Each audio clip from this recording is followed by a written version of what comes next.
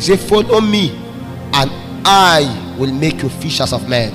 It means if you can follow me. He made them, he beckoned upon them, but they have the responsibility to choose whether to follow or not to follow.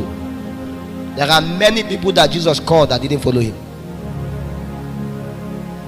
Many didn't follow to the end. Some follow, when they reach a point they stopped.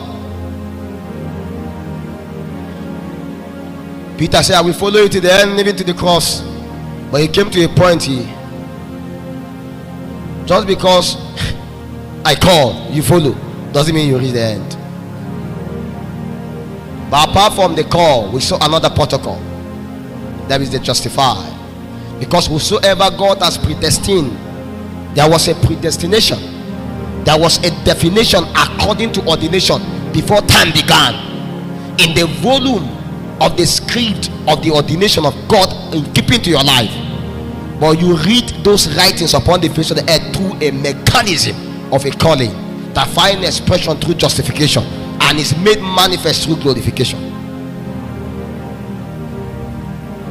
God does not trust the men he has called. He trusts the men he has justified. The next important protocol is justification. Because whosoever God has predestined doesn't mean anything. He has to call them. After he has called them, he has to justify them. Justification is a warrant. Justification is an attestation. Justification is more, to be justified means to be approved, to be given the permission to do something on behalf of someone. It is upon the process of justification that you are authorized.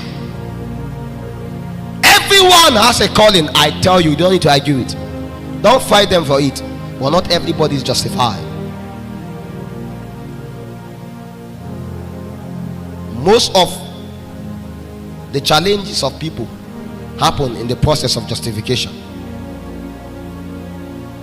Justification is to provide an acceptance for that which you have been called for, to be given a warrant, an attestation of the calling of God.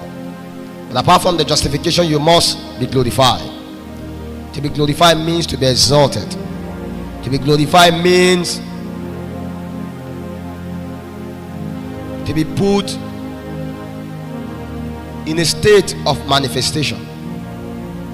Whether you like it or not, God has called many, he has justified many, but he has not glorified many. A time came in the life of Jesus, he has to ask, glorify me now, because it looks as though the process of justification is taking so long. I get what I'm saying. Many of you are in the state of justification. You have passed call, you are in justification, but before God is going to begin to find expression in your life in keeping to manifestation, there has to be a glorification. Say, glorify me right now with the same glory I have with you from. That means Jesus Christ knew that according to the mirror image of the definition in heaven, I have already passed this process that I'm going through on the earth.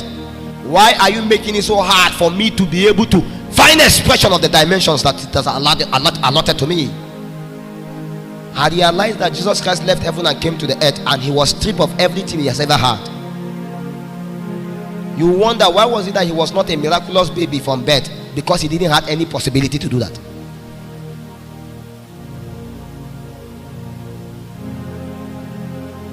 He had to labor as a man on the earth, aligned with the operations in heaven, to be able to still lay hold of every possibility that lies according to the definition of God in eternity.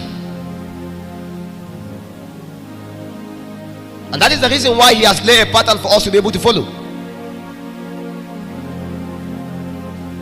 And it took him so long. Even if you want to count according to normal chronological age, at the age of 30, that was when a man is beginning to find expression, begin to gain some profit in keeping to ministry. And the profit came with a lot of persecution. I thought after the glorification we begin to have enjoyment. No, that it came with so much persecution. There were several times that he has to pass by because they were pushing him to go and kill him. He thought as he spoke, this day, this scripture is fulfilled in your eye, they will say, oh, hail Messiah. No. The glorification comes with a lot of things. But one thing I'm sure of, when the Lord glorifies a man, the Lord backs the man. There is an energy that upholds a man that mortal men cannot understand. The glorification is the supply of the agency of the immortal upon a man's life, and speed is granted. The Lord told me many years ago, he said, Philip, Cephas, the day I can trust you, that day I will lift you. I realized that it takes a process of justification for God to trust a man. Because one of the great challenges God is going to be having with us is just that he cannot trust us. In the book of Jeremiah 1